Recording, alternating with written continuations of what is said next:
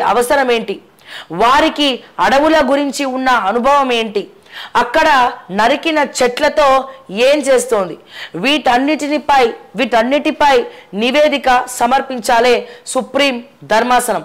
మీరు దానినే కోరుకుంటే మేము ఏమీ చేయలేం, వ్యక్తిగతంగా బాధ్యత వహించాల్సి ఉంటుంది. గచ్చిబౌలి వ్యవహారంలో సుప్రీం వ్యాఖ్యలు. సిఎస్ అక్కడ పరిశీలించి 16 లోపు నివేదిక ఇవ్వాలి. 2-3 రోజుల్లోనే 100 ఎకరాల నరికివేత. హైకోర్టు రిజిస్ట్రార్ నివేదికలో విస్తురుపోయే అంశాలు, నెమళ్ళు జింకలు పారిపోయినట్లు ఫోటోలు ఉన్నాయి. తదుపరి ఆదేశాలు ఇచ్చేదాకా పనులు చేయొద్దు అని చెప్పి మాట్లాడినటువంటి అవసరం ఉన్నది. దయచేసి నేను సుప్రీంకోర్టుని మళ్ళా కోరుకుంటున్నా, ప్రతిరోజు కోరుకుంటా, ఖచ్చితంగా ప్రతి లాఠీ దెబ్బకి ఎక్కడెక్కడైతే లాఠీ దెబ్బలు తగిలినాయో ఇంకోసారి విద్యార్థుల మీద లాఠీ చార్జ్ చేయాలంటే గజ వణికేలా సుప్రీంకోర్టు మా పోలీసులకు కూడా ముట్టికాయలు వేయాలని చెప్పి నేను కోరుకుంటున్నా. దీంతో పాటుగా ముఖ్యంగా 100 ఎకరాల్లో ఉన్నటువంటి వృక్షాలను మొత్తం కూడా ఈ ప్రభుత్వం 2-3 రోజుల్లో అడ్డగోలుగా నరికి పడేసింది.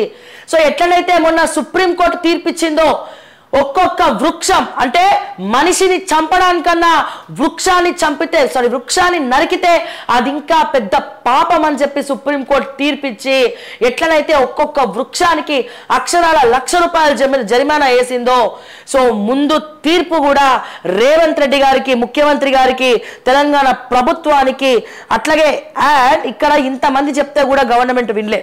సో గవర్నమెంట్కి మీరు శిక్ష వేసి ఫైన్ వేస్తే మళ్ళీ మా ట్యాక్స్ల జేబుల్లోకి వెళ్ళి మేము పైసలు కట్టాలి. అట్లా వద్దు. ఎవరి మీద వేయాలి? మీరు ముఖ్యమంత్రి వినకుండా ఆయన స్టాండ్ ఆయన చేసుకుంటూ పోయిండు, ఎంతమంది చెప్పినా కూడా వినకుండా.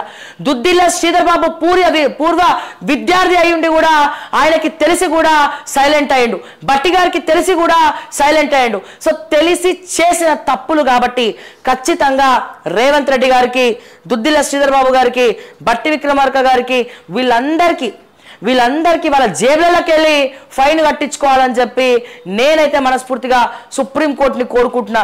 ఎవరైతే పిటిషనర్ తరపున న్యాయవాది నిరంజన్ రెడ్డి గారు ఉన్నారో ఈ పాయింట్స్ ఖచ్చితంగా మీరు నెక్స్ట్ 7th తర్వాత ఖచ్చితంగా కోర్టులో మాట్లాడాలి, అడ్రస్ చేయాలని చెప్పి నేనైతే కోరుకుంటా ఉన్నా ఈ 2 పాయింట్స్ మీద. అండ్ అలాగే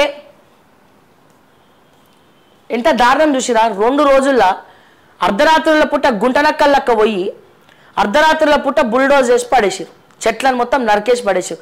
అందుకే నిన్న రాత్రి లైవ్ చూసిన వాళ్ళకి తెలుస్తుంది.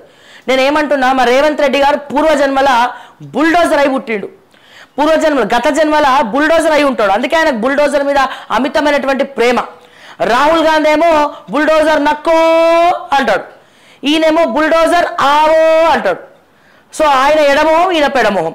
సో ఇక్కడ బుల్డోజర్ ఇప్పటి నుంచి రేవంత్ రెడ్డి గారు బుల్డోజర్కి ఆయనకి చాలా మంచి అనుబంధం ఉంది కాబట్టి ఎవరు రేవంత్ రెడ్డి గారిని కలిసిన అపాయింట్మెంట్లు ఇస్తలేడు. ఆయన కూడా చెప్పిండు కదా, కపిలవాయి దిలీప్ కుమార్ వాళ్ళ ఇంటర్వ్యూ చూస్తే రఘు చేసినాడు. సో రఘుతో ఇంటర్వ్యూ చూస్తే దాంట్లో చెప్తున్నాడు, జైపాల్ రెడ్డి అపాయింట్మెంట్లు కాదు కదా, ఫోన్ కూడా లేపుతలేడు అని చెప్పి. ఇది నేను ఎప్పుడో చెప్పిన ముచ్చట. ఆయన ఫోను లేపడు, ఏం లేపడు, దందాలు చేయడంలో నిమగ్నమై ఉన్నాడు. రేవంత్ రెడ్డి పిఏ అని అహంకారం పొగరు తప్ప జైపాల్ రెడ్డి చేసేది ఏం లేదు. ఆర్టీఐలో ఇసుక దందాలు చేసుకుంటా, వాళ్ళకి 13 చెక్ పోస్ట్ దగ్గర పైసలు బాగా కలెక్షన్ చేసుకుంటా, అన్ని చేసుకుంటా బాగానే ఉన్నాడు ఆయన. ఇక ఫోన్ ఎందుకు లేపుతాడో అనిపించింది. గతంలో చాలా కంటెంట్స్ మనం చేసినాం ఆయన మీద. అండ్ మళ్ళీ టాపిక్ డీవియేట్ అయిపోతుంది.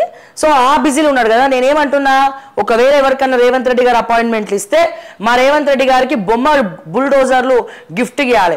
ఆ బుల్డోజర్ చూసినప్పుడల్లా ఈ సుప్రీంకోర్టు తీర్పే గుర్తు రావాలి. ఎక్కడైనా బుల్డోజర్ పెట్టాలంటే మళ్ళీ ఆ కోర్టు తీర్పు గుర్తొచ్చి